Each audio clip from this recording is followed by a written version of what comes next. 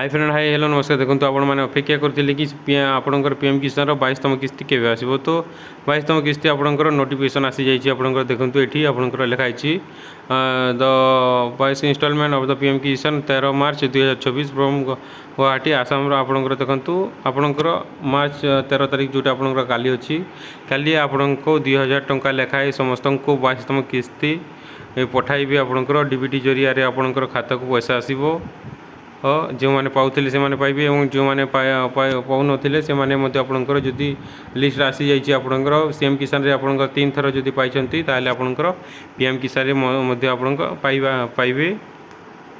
एवं जो मैंने इक्यूआईसी करना देखो से मैंने आप इक्यूआईसी कर दिंतु जहाँफल आपंकर आधार बेस्ड आपंकर पेमेंट आसो। एवं जदि आपंकर पेमेंट फेल होती आपंकर आपंकर जोटा विलेज ऑफिसर अच्छा से जानतु और आपंकर कंप्लेन जनातु कौन पर आपंकर पैसा आसनी कि आपंकर जोटी आपंकर आधार बेस्ड लिंक अच्छी अकाउंट लिंक अच्छी से आपंकर 22तम किस्ती 2000 टंका लेखाएं आपंकर अकाउंट को क्रेडिट है आपंकर जोटी आपंकर लिंक अच्छी।